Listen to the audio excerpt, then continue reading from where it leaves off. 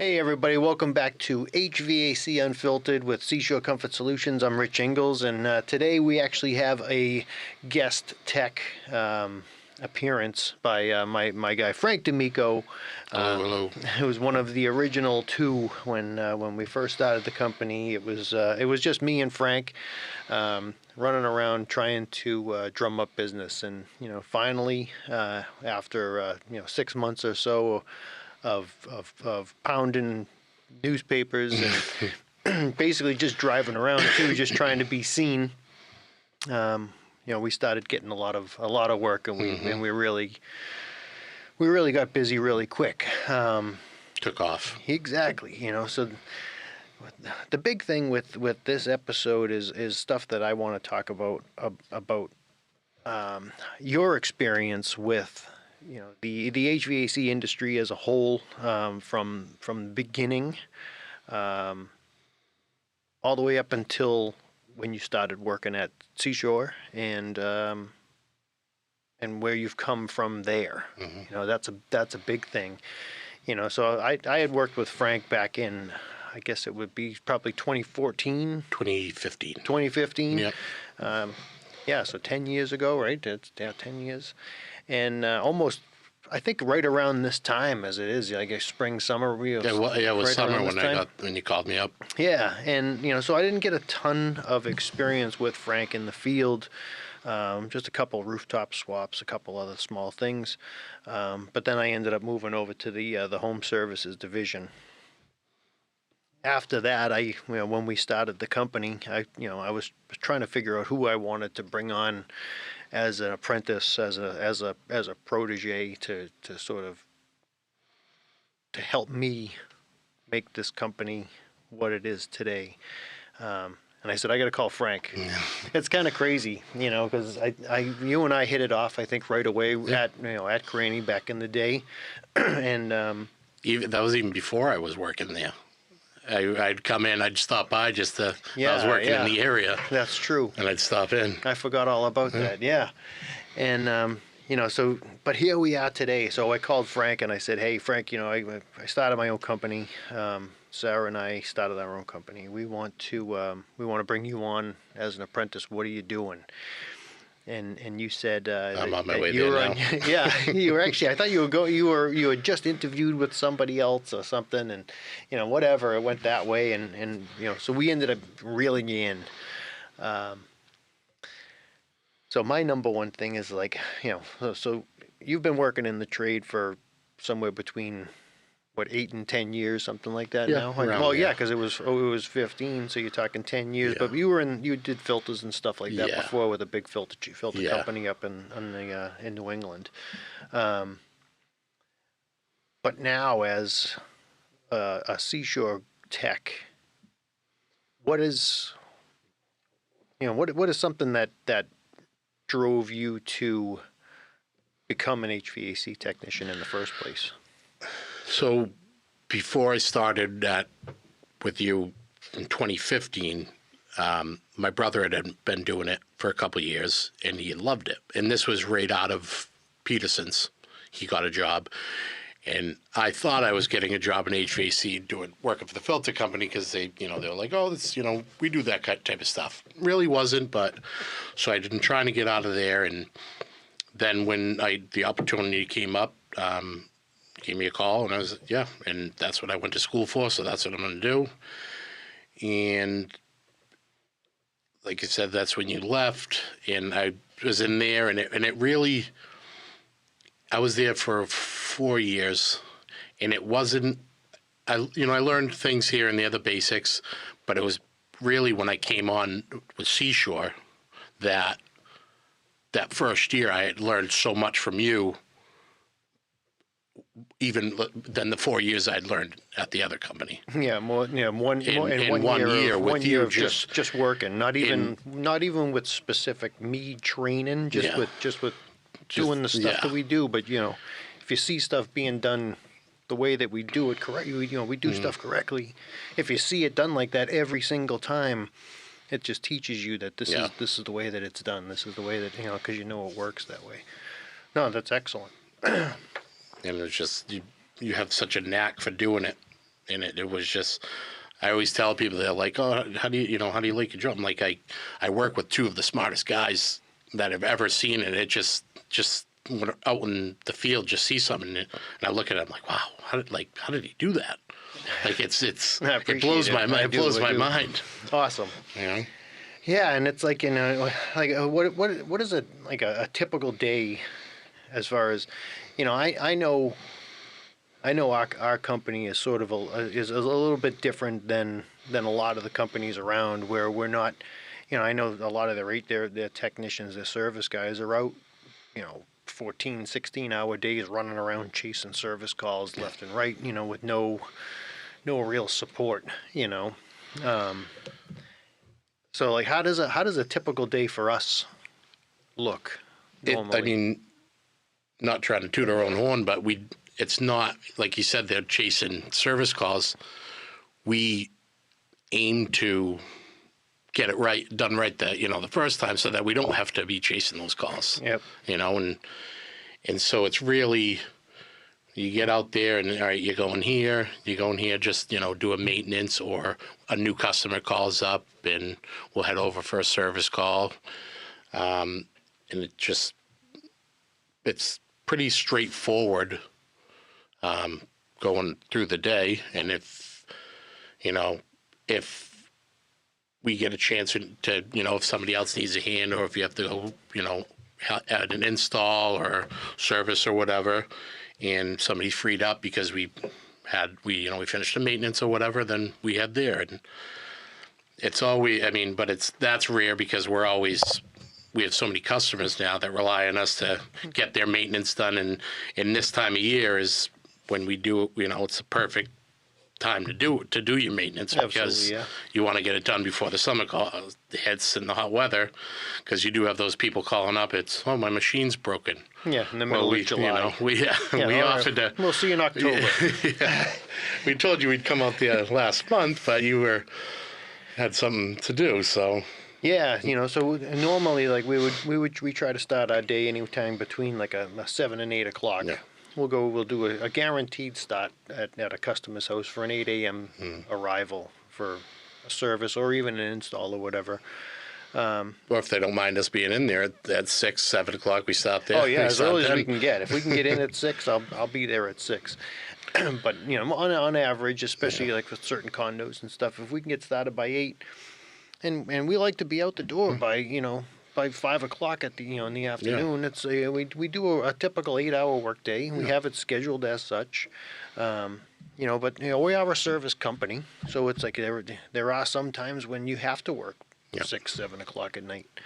But the idea of it is that you work a normal job, you get out on time, you have a normal home life. It's there's a home work balance that that needs to exist. So we want our techs to be able to work a day, go home, enjoy their evening, not have to worry about, oh my God, I got 35 service calls to do, and all these.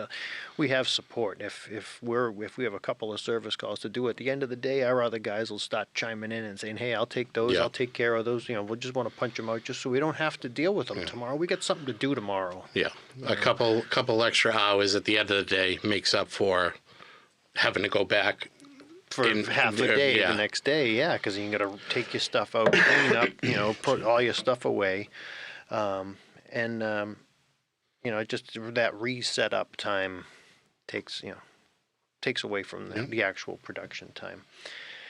So our biggest thing is like I'm as a company owner, my thing is like, why is it so difficult to attract new people? What do we as a company have to do to attract younger talent to come into the trade? Because the tradesmen are getting older and older day by day. So this is a battle that we face every day. So the only thing I can think of is bringing in the co-op students. Yeah. That's the number one thing. But we've gotten pretty lucky with the co-ops we've brought in. They real, they want to do this for a living. This is what they went to school for, and we have, like you said, seasoned vets that know more than anybody I've ever met. Yeah, right. And they know teach know the how to kids show them. Yeah, do it, right? So and we, that's a huge step, because if you don't if you have somebody, you go out with somebody for the day. If you're an apprentice, you're on the job the first day. The first day is a huge, setting the example of how it's good. how it's going to go. Going to be, yeah. How it's going to And go. if you have the apprentice come on and you go out and you're like, all right, just go grab me this tool, and they're just running around just getting tools or parts or whatever, and you're not, kind of not spending the day showing them step by step so that you're on the job all day, but showing them the basics and saying, listen, all right, this is basically what you do for a maintenance. Yep. This is how it works. It's pretty simple. You always want, get it done efficiently, get it done, in a good time, but don't rush it. Yeah, thorough but efficient. Yeah. If you do it thoroughly, you get it done quickly. Yeah. And the more and more you do it, the quicker and quicker Yeah. you get it And done. if you explain it to them, they're like, all right, this guy, he's here to help me. If I need some help, I can talk to him, rather than be like, oh, I'm in a jam. I don't want to, I did something wrong, and I'm nervous to ask him, what he did. And I had it a goes a long perfect way. example too of I spoke with another gentleman that was in the trade. He's since retired, but he said, a couple of friends of his would know things, specific things about important stuff, but they wouldn't tell anybody else because they didn't want those other people to have that info. They wanted to keep it for themselves, and it was kind of like, I get it, because you don't want someone to take your job. Yeah. But you have to teach these younger people how to do this stuff, because they're not going to want to do it if you're a jerk. Yeah. Right.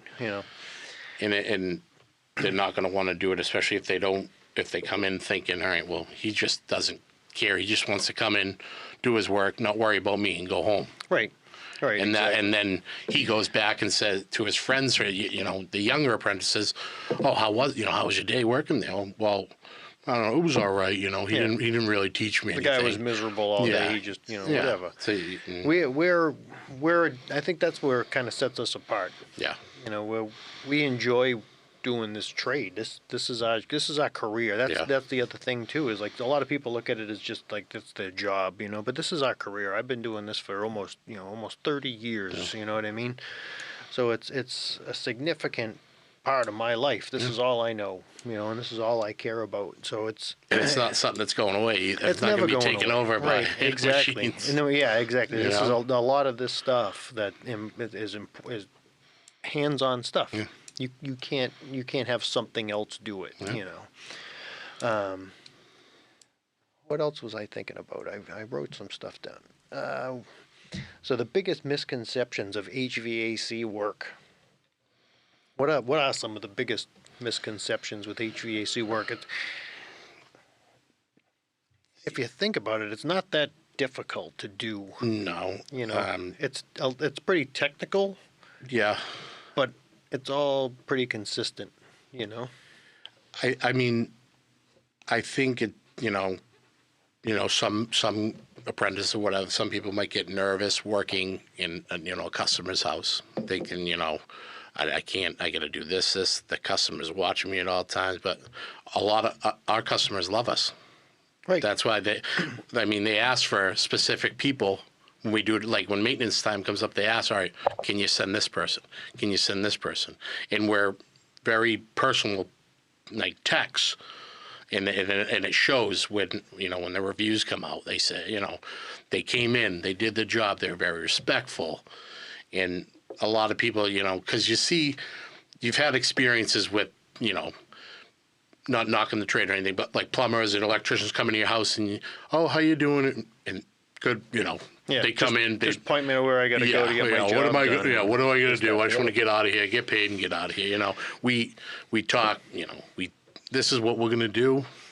If we can't do this, then we're going to go this route. And I just think a lot of it's like some people like look at techs as, they're just there for the, just to get do their work and get out of there. They don't want to talk. They don't want to chit chat.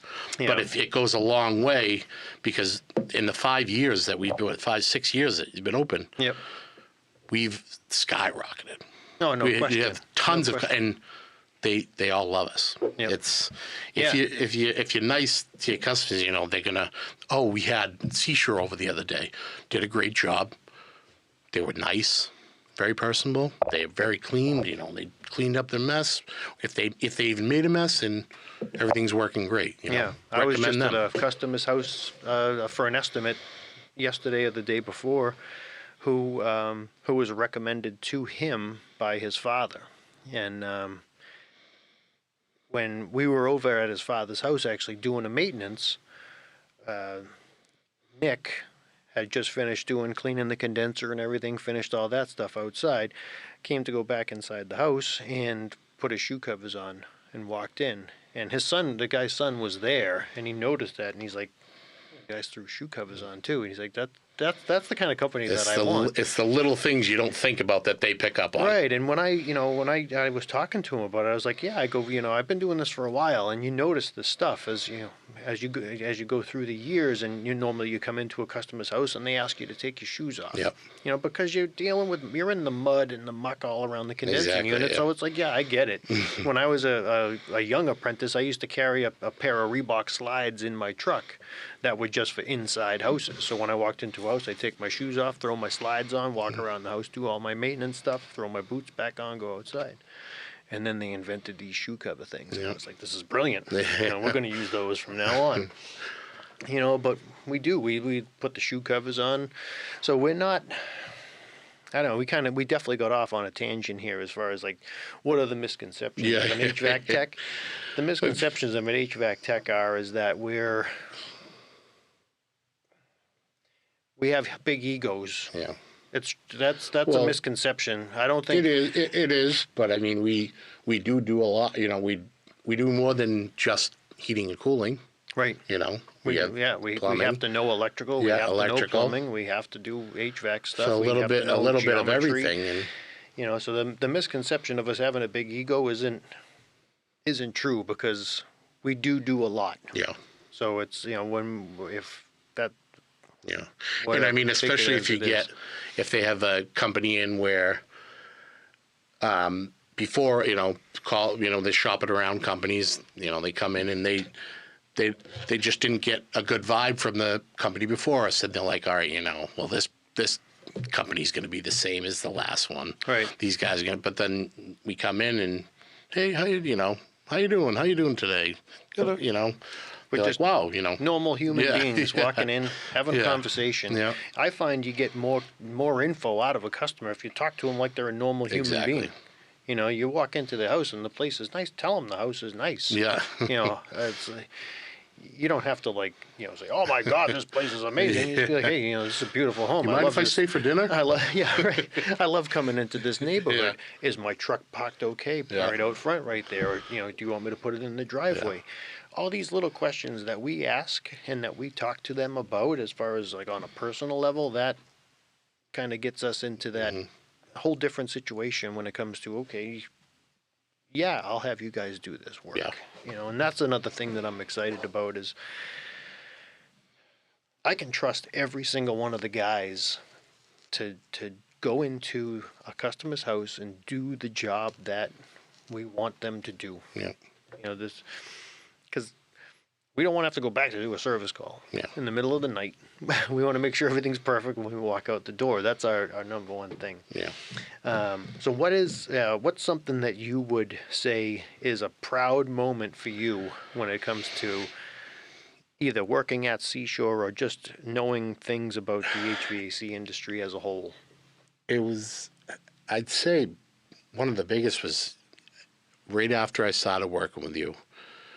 We had, when things were, it was, this, like you said, the 6-month mark when we started picking up and we started getting busy. And I actually, just from the stuff that I had learned from you, and I could show you what I could do.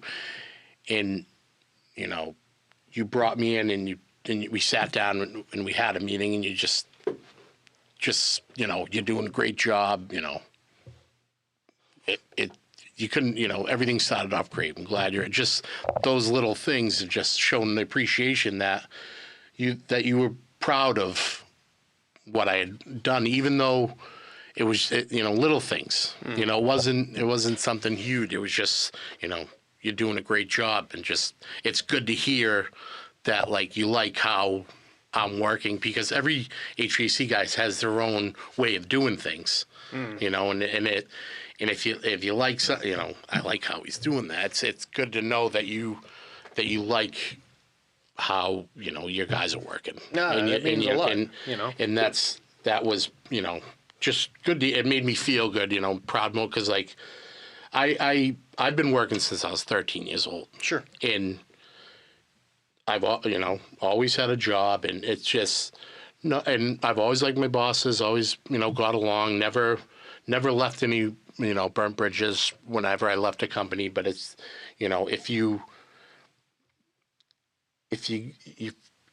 do a good job at your job, it makes you feel good to know that you're doing a good job. Right. Yeah. In that, and even just you take some all right, this happened, we did this here, so let me tell you how it could have been done if I couldn't figure something out. You teach me, instead of, all right, well, like the older guys that are just don't want to well, we'll figure it out later, Right, don't worry, right. but skip over it. It makes you feel good knowing that they like how you work. Yeah, that's huge. I appreciate it. Because it's a big thing, because when you get recognized for doing a good job, it means that you care about what you do. Yeah. Especially when I show appreciation for it, because I'm that kind of guy that is of mindset that if you're doing your job correctly, Yeah. how could you be doing do better? Yeah. Yeah. Yeah, because that's do your best every single time. Yeah. and then do even better. Yeah. Just because the job is finished, then we carry it on. Yeah. We go, okay, we're going to come back next year, we're going to do a maintenance on the machine, tell you that this thing's going to work correctly for the next year. And a proud moment for me is when we go back to do a maintenance, when you guys go back to do a maintenance, and it's flawless. and there's nothing to do. Yeah. Oh yeah, I cleaned the coil, flushed the drain, changed the filter. I checked the condensing unit, washed the coil.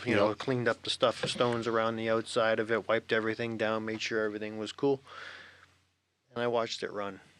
And I love just watching them run. Yeah. Because you can just watch them track and see the exact temperatures, see the exact pressures and stuff. So that's the thing, is like the passion for the industry. It's not so much just doing the job. It's just being passionate about what we do, caring about this stuff. Yeah. These are machines, these are items that we're putting in people's houses that are going to be working for 15, 20 years and more. Some of the machines that we pull out of these houses are 30 years old. And it shows, because they were put in correctly in the first place. They were put in perfect. Some of them are beautiful installs in some of these places we go to, and we just put the new stuff in just as nice, and we expect 20 years out of those all day, depending on the maintenance. As long as they stick with maintenance.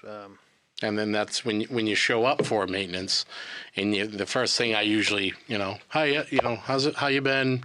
Good, how's everything been running? And when you hear, great, excellent. And this is when, this is somebody who, they forgot to do in the summer or the winter maintenance. So you haven't seen them for 8 months, year or something. a year. Right. And you walk in, everything's been running great. We meant to call you, but, But we didn't even notice. We didn't even think of it. It's been running flawless, it just runs.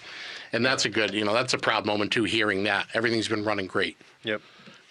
No, I'm a huge fan of maintenance, and like I don't know, I guess we talk about it almost every episode so far. Andrew and I have talked about it in the past couple, and here we are again. But if you don't change the oil on your car, if you don't keep the tire pressure correctly, things are going to deteriorate quicker than they're intended to.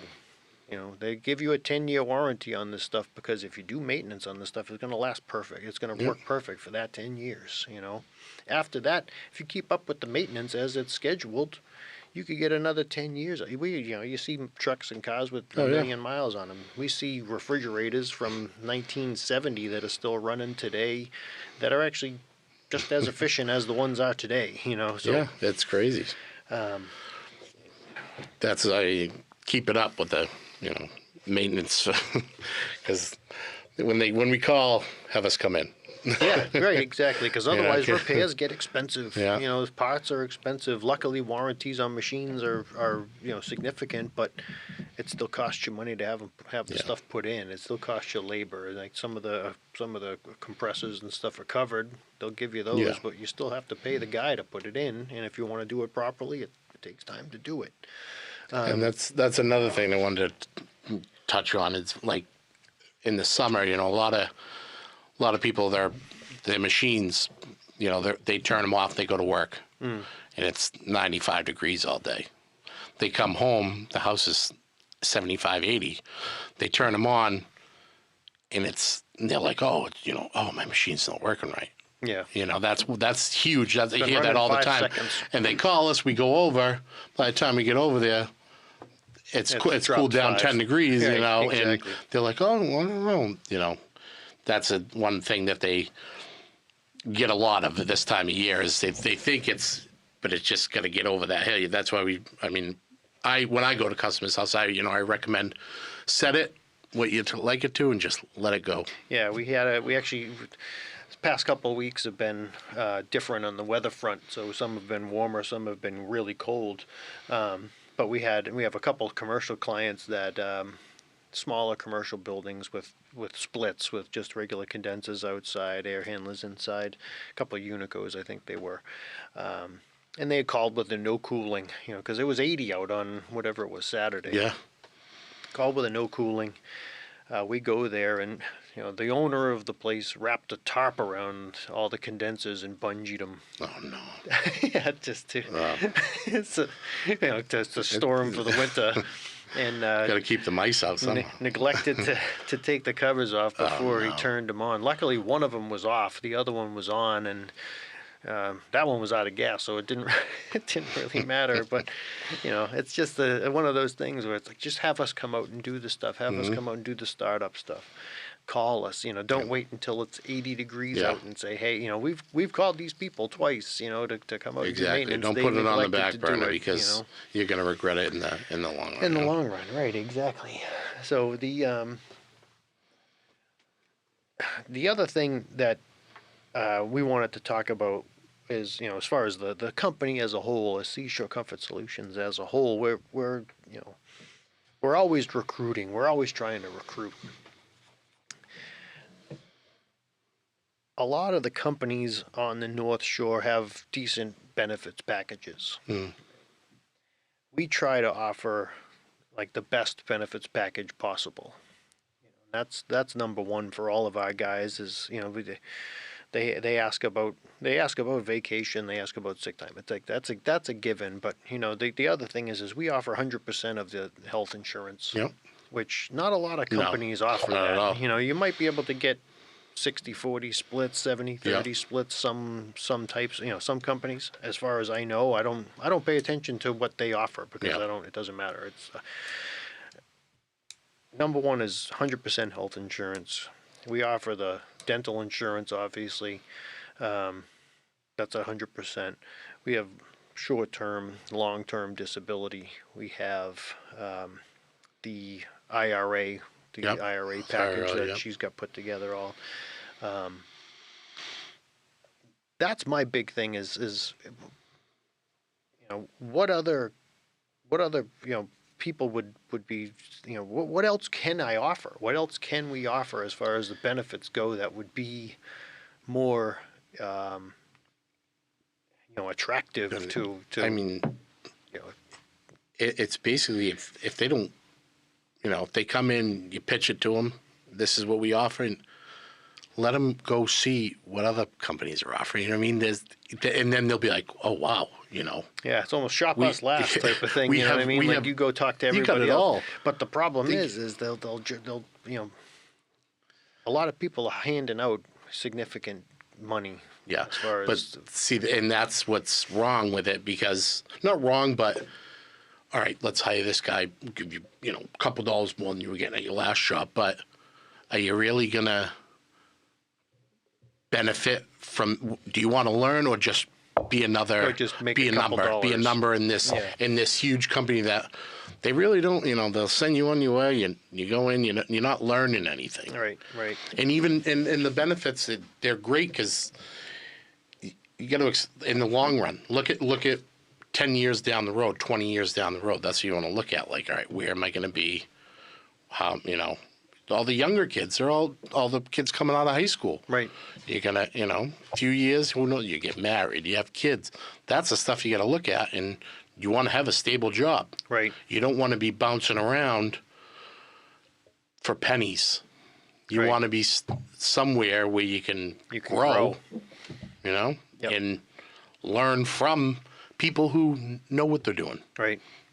Yeah, who want to teach these Yeah. kids? I got to go down to the one of the Essex Tech Yeah. down in Danvers, and they have a Nighthawks program. It's called, and the state actually provides funding to teach whomever the HVAC trade. They go and they go into the shop and they learn the theory, they learn the practical. So those are the places where I'm exploring. Because those people have to apply to get the funding to be able to take that class in the first place. So that they're driven. They say, okay, I want to do something in the HVAC trade. I've applied for this training, and I got it. Because they only give so many of them out. They don't just say, "Oh, whoever wants to come, come and take exactly. it." So these are people that are actually probably passionate about doing HVAC. So, in the next couple of few months, that's my plan, is to start talking to some of the people there, because the co-op students are great. Yeah. But I want someone that's, number one, already out of high school, already able to be able to do the trade. If I show a person how to do a maintenance on a rooftop or on a conventional split or on a ductless split, they should be able to do it, after three or four goes. The biggest thing I think is actually with like refrigerant charge and stuff like that. But on most of these, single head, two head splits, it's like just boom, boom, boom, do your maintenance, check your refrigerant charge, check discharge, temperature, and you're good to go. With the new gauges and stuff that we have coming, it's all app driven, so we can end up running an HVAC, a refrigeration test on the machinery, saving it, downloading the PDF, and then putting it onto the customer profile. So this is going to be the new big stuff, because of all the refrigerant changeover and all that stuff. The 454B, right. So one big thing is training, and recruiting. Yep. So a lot of people, I think, got sort of complacent with the HVAC trade, because there wasn't a lot of regulation of it. And I see that coming in the near future, where they're going to start paying a lot more attention to this trade, just because of the different energy regulations that are coming out, and the clean air regulations that are coming out with the new refrigerants and stuff. We can talk a little bit about the new refrigerant.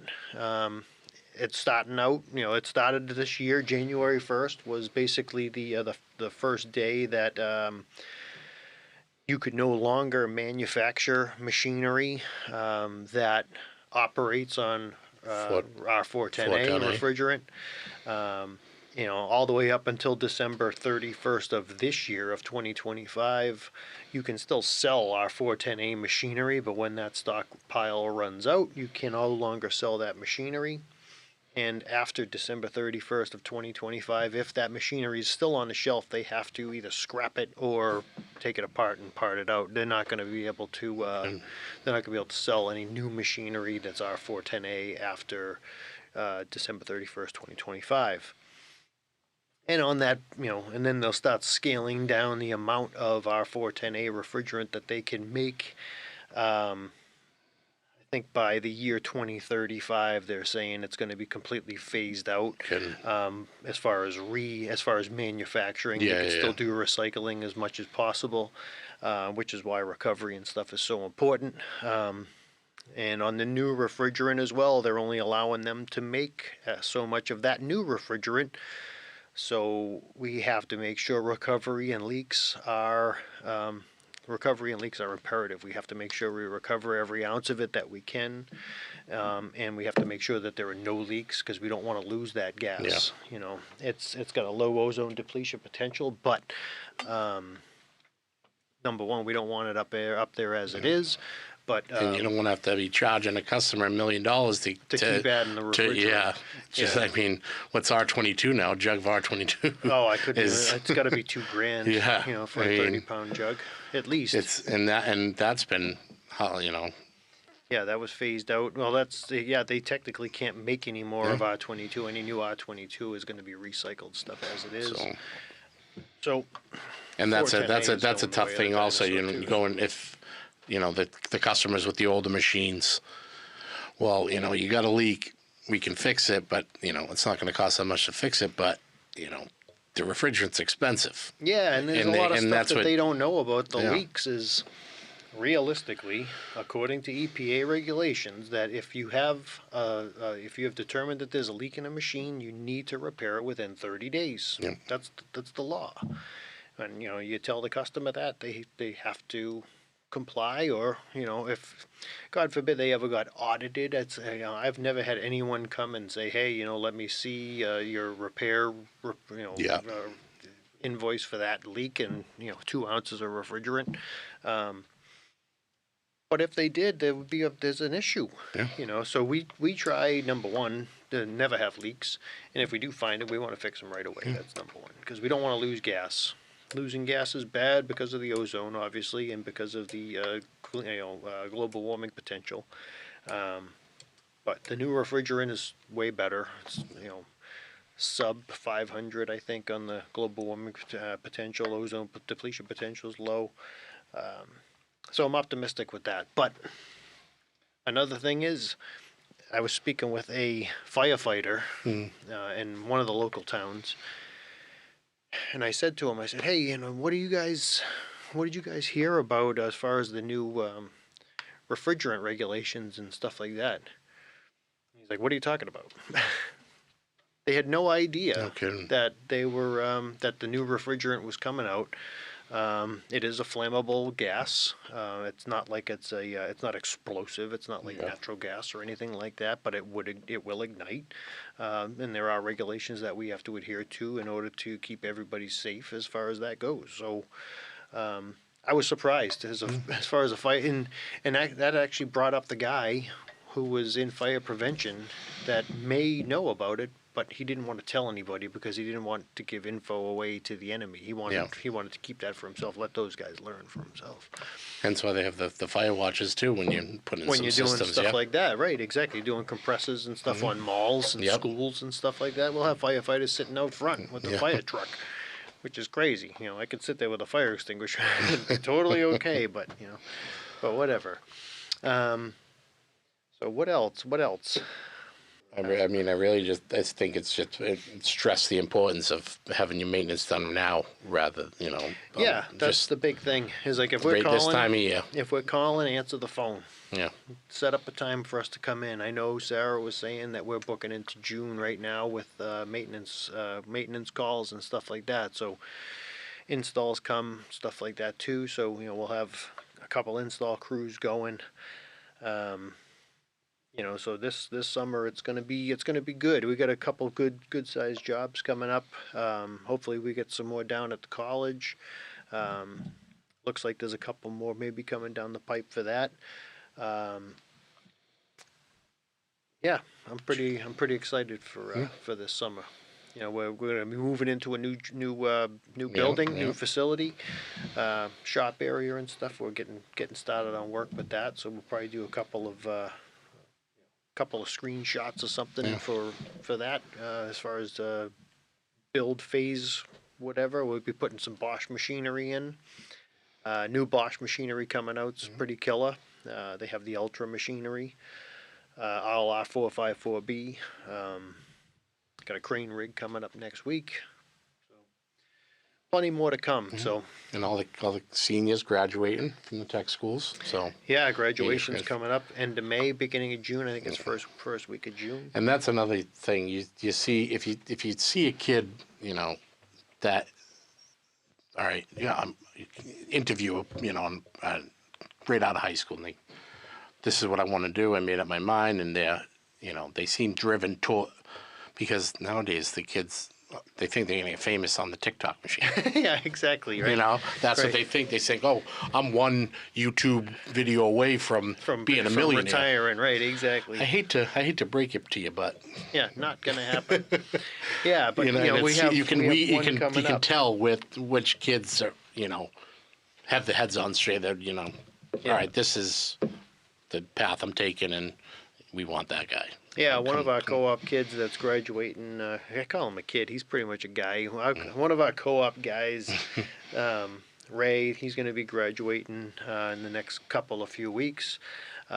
He's going to be coming on full time. I'm actually going down to Essex Tech to do a signing ceremony type of thing where we do a thing saying that he's going to be signing on full time, and we to shake the hands and the Yeah, photographs and all that Ray's a stuff, good- which is cool. It's Ray's great. a good kid. He's got a good head on his shoulders. Good head on his shoulders. Yeah. He's got nothing but the future ahead of him. So I'm super excited to have him come on full time. So I know he got an award through the school as well with a whole bunch of tools and everything. So he's super excited about that. Yeah, Good, many- because he owes me a couple tools that he broke of mine. So yeah, or everybody. that he lost. I was didn't going do through it. my stuff. My stuff is dwindling, so I have to stock all my tape measures and stuff. I swear I didn't use that. You didn't give it to me. Yes, I did. Yeah, just like the keys, he loses keys like it's going out of style. But no, I appreciate you, Frankie, for coming in today. Excellent. It was huge. Because I always need someone to kind of to give me little prompts and stuff. So I look forward to doing more of these with you. We've got to Absolutely. we'll come up with some more good topics. And if anyone has any comments or anything, please put them down in the comments. And if you ever need any streaming work or anything done, as far as AV stuff like this is the setup to do it as a streamography in Gloucester. Andrew, the head streamographer, is the number one guy. He's always got my back. So any questions about that, make sure you check out the link in the description to check out his channel. But yeah, other than that, we'll see you next time. Thanks so much for coming in. Absolutely.